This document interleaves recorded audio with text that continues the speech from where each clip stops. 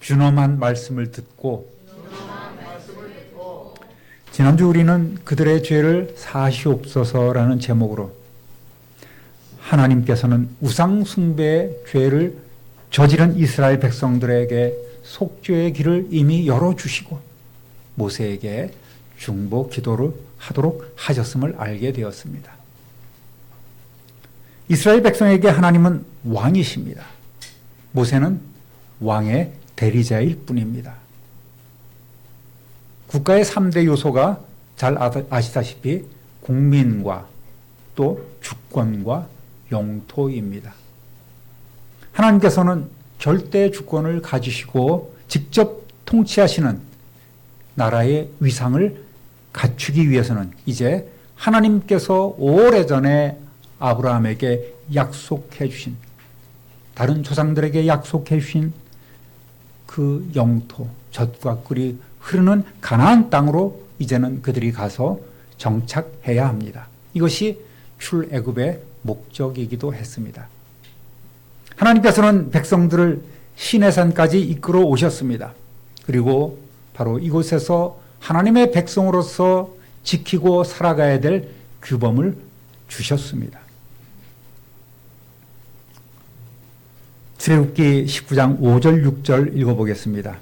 세계가 다 내게 속하였나니 너희가 내 말을 잘 듣고 내 언약을 지키면 너희는 모든 민족 중에서 내 소유가 되겠고 너희가 내게 대하여 제사장 나라가 되어 거룩한 백성이 되리라.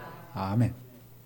그런데 이스라엘 백성이 왕이신 하나님을 인정하지 않고 금송아지 우상을 만들고 그것에 숭배함으로써 통치하시는 하나님에 대한 역모를 일으키고 반역 사건을 저지르고 말았습니다.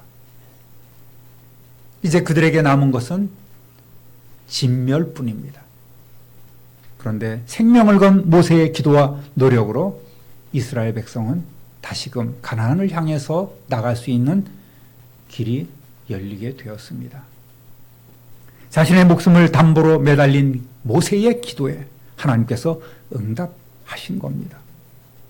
범죄한 백성이 살아날 소망이 생겼습니다.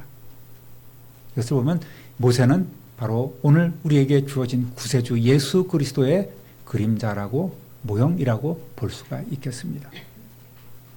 오늘도 하나님께서는 가족과 이웃의 구원을 위한 중보 기도자를 찾고 계십니다.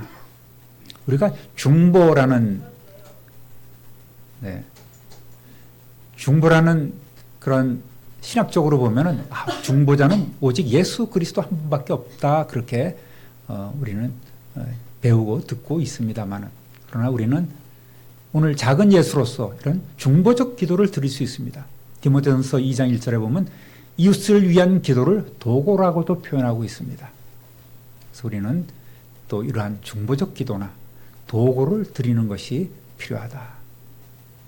우리는 세상과 또 하나님을 맺어주는 중매자의 역할로서 이웃을 위한 기도를 그치지 않는 것이 우리의 사명이기도 합니다. 오늘도 하나님께서는 가족과 이웃의 구원을 위한 이러한 기도자를 찾고 계십니다. 이 기도는 저와 여러분, 우리 성도들의 의무임을 아셔야 합니다. 우리가 기도에 힘쓰면 우리 주님께서는 그 기도에 반드시 응답해 주시며 또 이웃을 위해 기도할 때 하나님께서는 우리의 문제까지도 해결해 주실 줄로 믿습니다. 할렐루야! 그러니까 우리는 기도해야 돼요. 제가 닦기 쉬기라고 오래전에 이렇게 말씀을 드렸습니다. 닦기 쉬기가 뭐죠? 닥치고 기도하고 쉬지 말고 기도하고, 이것이 우리에게 필요합니다. 따라합니다. 그 땅으로 올라가라. 출애굽기 33장 1절 읽어보겠습니다.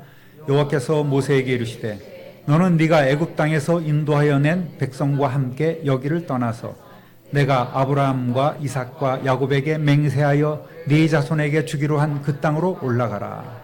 아멘.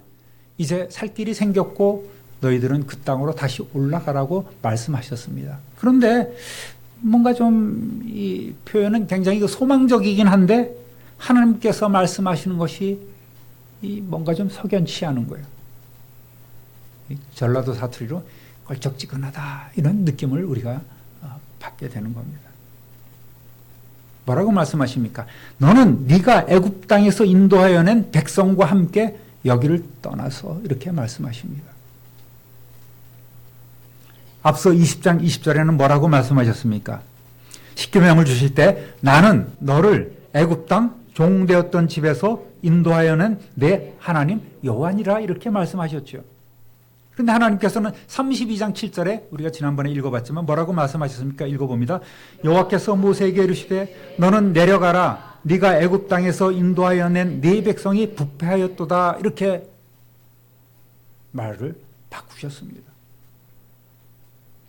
당신의 백성이 아닌 네가 이끌어낸 네 백성이라고 모세에게 말씀하는 거예요. 그랬더니 모세가 아니요 제가 아닙니다. 하나님께서 인도하여 내신 주의 백성 아닙니까? 이렇게 기도를 했습니다. 그런데 하나님은 이스라엘을 더 이상 내 백성이라고 부르지 않으시는 거예요. 그리고 모세에게 내 백성이 아닌 네 백성, 네가 애굽에서 인도하여 낸 네 백성이라고 또 말씀하고 있습니다. 이스라엘을 더 이상 당신의 백성으로 인정하지 않고 다만 모세의 너의 백성으로만 인정하겠으니 데리고 가나안으로 가라는 겁니다. 이스라엘 백성을 위해서 생명을 걸고 기도하는 모세의 간구를 들어주시기는 하셨으면서도 무조건 백성의 편만 들면서 때를 쓰고 있는 이 모세가 마음에 안 드시는 것 같기도 합니다. 그래? 네가 그렇게 백성들을 사랑한다고? 생명책에서 네 이름을 지워달라고? 그래. 아마 이런 마음이 드셨을지도 몰라요. 그래서 야 그러면 네 백성 해. 내 백성 아니고 이제부터는 네 백성이다. 이렇게 말씀하는 거예요. 정말 하나님의 마음이 단단히 상하셨습니다. 요즘 젊은이들이 극극한다 그러잖아요. 마음이 긁혔습니다. 마상이란 말은 오래전 얘기인 것 같습니다. 벌써 이렇게 유행이 다르고 있어요. 모세가 참 난감한 거예요. 또 거기에다가 백성들은 모세를 어떻게 불렀습니까? 32장 1절 또 읽어보겠습니다. 백성이 아론에게 이르러 말하되 일어나라 우리를 위하여 우리를 인도할 신을 만들라. 이 모세 곧 우리를 애굽 땅에서 인도하여 낸 사람은 어찌 되었는지 알지 못함이니라. 안 그래도 백성들은 모세를 애굽 땅에서 인도하여 낸 사람이라고 부르고 있는 실정 아니겠습니까? 아마도 사람들이 모세에게 가서 아유 모세님 얼마나 고생 많으세요. 우리를 이끌어 오시느라고 얼마나 고생 많으십니까? 참 힘드시죠? 이렇게 위로를 했을지도 모르겠어요. 그런 모세가 무슨 소리야? 하나님께서 우리를 인도하시는 거야. 이렇게 아마도 얘기를 했습니다만 자꾸 이러한 일이 반복되다 보니 모세는 하나님의 인도하심을 나타내기보다는 모세 자신도 모르는 사이에 자신이 백성들을 이끌고 있다고 생각했을 거예요. 모세부터 어쩌면 종종 하나님의 그 통치하심, 이끄심을 잊고 있었던 겁니다. 이를 깨닫지 못하고 종종 하나님의 자리에 서 있었던 이런 문제가 나중에 무리바에서 사람들이 먹을 물이 없어서 고통받지 않습니까? 이때 하나님께서는 모세야 반석에게 명령하여 물을 내라 이렇게 하셨습니다. 그랬더니 모세가 하나님의 거룩하심을 나타내지 않고 자신의 능력을 과시하는 행동을 해버리고 말지요. 민수기 20장 10절에서 12절까지 읽어보겠습니다. 모세가 그들에게 이르되 반역한 너희여 들으라. 우리가 너희를 위하여 이 반석에서 물을 내려 하고 모세가 그의 손을 들어 그의 지팡이로 반석을 2번 치니 물이 많이 솟아나오므로 회중과 그들의 짐승이 마시니라. 여호와께서 모세와 아론에게 이르시되 너희가 나를 믿지 아니하고 이스라엘 자손의 목전에서 내 거룩함을 나타내지 아니한 고로 너희는 이 회중을 내가 너희들에게 준 땅으로 인도하여 드리지 못하리라 하시니라. 아멘. 백성들이 난리를 치니까 모세가 야 다 모여. 야 우리가 너희를 위하여 이 반석에서 물을 내랴 하면서 지팡이를 들어서 반석을 땅 2번 내리친 거예요. 우리가 너희를 위하여 하나님이 하시는 일인데 하나님의 명령대로 그저 반석에게 명령하면 되는 건데 이들은 우리가 너희를 위하여 반석에서 물을 내려 하면서 시키지도 않은 그러한 일을 저지르고 말았던 겁니다. 즉 하나님의 자리에서 하나님의 영광을 가로채버린 이 죄를 부지불식간에 짓게 된 거예요. 이 사건으로 인해서 결국 아론과 모세는 가나안으로 들어가지 못하는 징계를 받았지 않습니까? 나를 앞세우면 하나님의 영광을 가로치는 죄가 되는 것입니다. 여러분 늘 하나님 앞에 근신한 삶, 하나님 앞에서 살아가는 모습으로 여러분 신앙생활 하시기를 우리 주님의 이름으로 부탁드립니다. 따라합니다. 나는 안 간다. 33장 2절 3절 읽어보겠습니다. 내가 사자를 너보다 앞서 보내요. 가나안 사람과 아모리 사람과 헷 사람과 브리스 사람과 히위 사람과 여부스 사람을 쫓아내고 너희를 젖과 꿀이 흐르는 땅에 이르게 하려니와 나는 너희와 함께 올라가지 아니하리니 너희는 목이 곧은 백성인즉 내가 길에서 너희를 진멸할까 염려함이니라 하시니. 물론 하나님께서는 모세에게 사자를 천사를 너보다 앞서 보내서 너희의 길을 인도하도록 하겠다. 젖과 꿀이 흐르는 가나안 땅으로 갈 수 있도록 도와주시겠다고는 하십니다. 약속은 약속이지요. 조상 아브라함과 이삭과 야곱에게 하신 너희의 후손들이 그 땅으로 가게 될 것이라는 그런 약속을 하나님께서는 지키시겠다는 겁니다. 그런데 그 말씀 다음에 하나님께서는 정작 나는 안 가시겠다고 하시는 겁니다. 이거를 폭탄 선언이라고 하죠. 우리에게 힘이 되는 좋은 말씀이 아니었습니다. 눈앞이 캄캄해지는 충격적인 말씀이었습니다.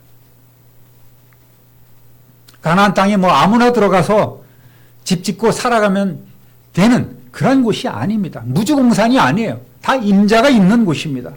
본문에 기록된 6부족 외에도 또 기르가스 족속까지 가나안 7부족이 이미 자리 잡고 성을 쌓고 생활하는 곳이라서 정복을 위한 전쟁이 필수적인 희생이 필요한 시간과 그들의 모든 것이 물질이 들어가야 될 생명이 투입돼야 될 장소가 바로 이 가나안 땅 아니겠습니까? 언약이 한편에서만 이행된다고 효력이 발생하는 것이 아니죠. 상호간의 존중과 성실한 이행, 신뢰가 필요합니다. 요즘에도 뭐 미국하고 이란하고 MOU를 체결해서 우리 전쟁 없다, 전투 벌이지 말자 그러다가도 계속 치고받고 그러지 않습니까? 이 언약을 제대로 이행한다는 것은 참 힘든 일입니다. 그런데 하나님께서는 약속을 파기한 너희와는 더 이상 할 수 없다는 이렇게 결별 선언을 하신 겁니다. 이로써 하나님과 이스라엘 사이의 그 관계를 완전히 청산하시겠다고 하신 겁니다. 그렇지 않으면 왜 이런 말씀을 하셨을까요? 너희 그냥 내가 내버려 둘게, 천사를 보내서 가나안 땅으로 들어가기는 할게, 이해하라 말씀을 하신 이유는 이스라엘 백성은 교만하여 목이 곧은 백성입니다. 끊임없이 지금처럼 죄를 반복하고 하나님의 마음을 아프게 하는 일들이 계속될 것입니다. 그것을 하나님께서는 아셨어요. 그렇다면 하나님의 공의로 인해서 결국은 진멸당할 수밖에 없음을 하나님께서는 아셨기 때문에 차라리 너희와 헤어지는 것이 낫겠다 이렇게 말씀하고 있습니다. 나는 너희들 죄 짓는 꼴도 보기 싫고 또 내 공의 앞에서 너희가 죄값으로 죽임당하는 것 보는 것도 난 싫으니 차라리 떠나는 것이 낫겠다라는 말씀이죠. 이 내용을 보면 하나님께서는 역설적으로 여전히 백성을 사랑하고 계심을 우리는 알 수 있습니다. 너희들 망하는 꼴 보려니 나 차라리 안 볼란다 하시는 말씀입니다. 따라합니다. 변화가 필요합니다. 4절 읽어보겠습니다. 백성이 이 준엄한 말씀을 듣고 슬퍼하여 한 사람도 자기의 몸을 단장하지 아니하니. 백성들은 함께 가지 않으시겠다는 하나님의 충격적인 말씀을 듣고 슬픔에 빠졌습니다. 더 이상 하나님의 백성이 아니란 말은 더 이상 하나님의 인도와 보호하심을 받지 못한다는 말입니다. 가장 무서운 벌이 이 광야에서 하나님께 버림받고 하나님과의 관계가 완전히 단절되는 겁니다. 이스라엘은 이제 최악의 상황을 맞이하고 말았습니다. 그들이 생각해보니 하나님이 함께 하시지 않는 자신들은 이미 하나님의 백성으로서의 존재가 아닙니다. 그 존재의 의미가 없습니다. 존재감을 상실해 버리는 겁니다. 그들은 반역자 3,000명만을 처단한 이것 가지고 이 정도면 하나님께서 이해해 주실 것이야. 스스로 약간의 위안만을 가지고 있었을 뿐입니다. 근본적인 변화를 일으키려 하지 않았습니다. 하나님이 안 계신 하나님의 공동체는 하나님과 이미 아무 상관이 없는 겁니다. 우리가 하나님을 믿노라 하면서 성도라고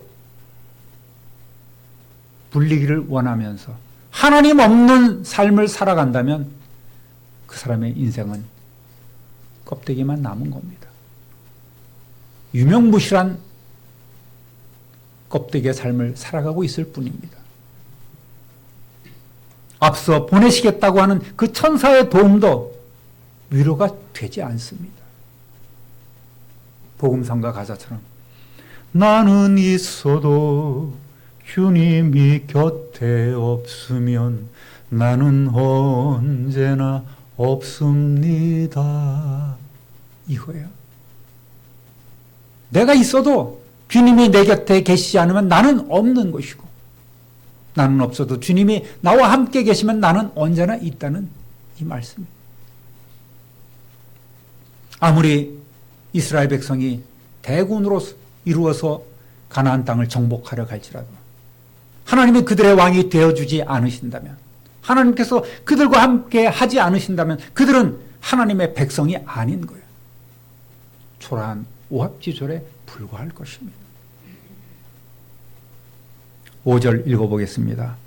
여호와께서 모세에게 이르시기를 이스라엘 자손에게 이르라.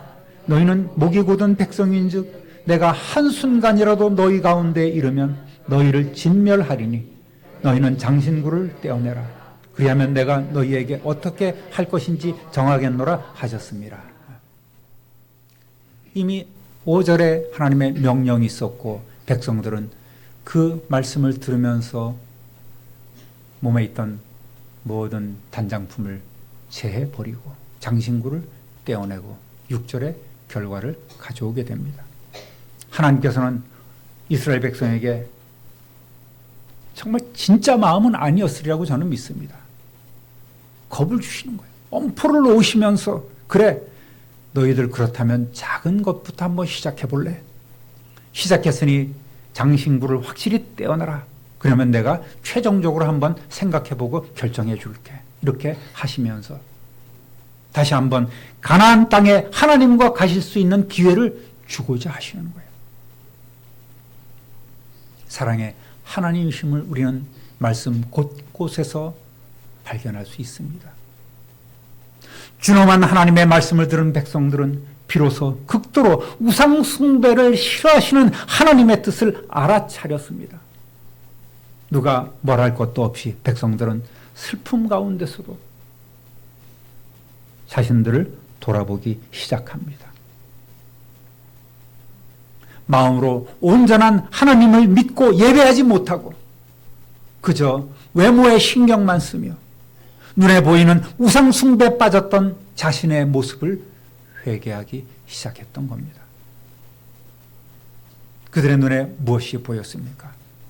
애굽에서 가지고 나와 자신들의 몸을 치장했던 온갖 형태의 우상과 주술적 의미가 새겨진 각종 장신구가 액세서리가 눈에 띄었고 이스라엘 백성들은 그들의 몸에서 이제 귀고리와 팔찌, 반지가 이런 각양 장신구를 제거하게 된 겁니다.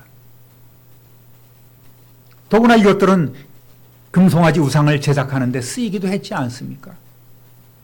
이들은 자신들의 모습에서 정말 한심함을 느꼈을 거예요. 우리가 이 정도까지였나? 우리가 이렇게 왜 알아차리지를 못했지? 여러분, 누구랄 것도 없이 자기의 몸을 단장하지 않고 장신구를 제거하는 작은 변화를 일으킵니다. 사랑하는 성도 여러분, 변화는 작은 것에서 시작되는 거예요. 우리의 삶에서 거품을 걷어내야 합니다. 무엇이 중요한데 이런 말도 있지 않습니까? 하나님 앞에 진심으로 나아갈 때에, 하나님 앞에 진심으로 회개할 때에, 하나님 앞에 우리의 삶의 변화를 보여드릴 때에 하나님께서는 비로소 뜻을 돌이키십니다. 율법 전체를 지키려고 노력하지 않아도 하나님은 그래 너희가 할 수 있는 것을 하면 된다는 이러한 말씀을 주고 계신 겁니다. 오늘 우리가 살아가면서 필요한 것은 무엇입니까? 믿음 아니겠습니까? 엄청난 그런 위대한 일을 하지는 않아도 작은 것을 먼저 실천하고 이루어가면 하나님께서 기뻐 받으십니다. 결국은 준엄한 율법도, 준엄한 하나님의 명령도 이스라엘을 사랑하시는 하나님의 표현 방법이란 말입니다. 사랑의 표현이란 말입니다. 6절 읽어보겠습니다. 이스라엘 자손이 호렙산으로부터 그들의 장신구를 떼어내니라. 아멘. 마치 그들의 조상 야곱이 세겜에서 큰 일을 겪고 이제 우리가 베델로 올라가자. 그곳에서 내가 하나님을 만나 하나님께 제단을 쌓으려 하노라. 그렇게 나아갈 때에 그들이 갖고 있던 모든 이방 신상들과 장신구를 다 거두어서 땅에 묻어버리고 그곳으로 나아가지 않습니까?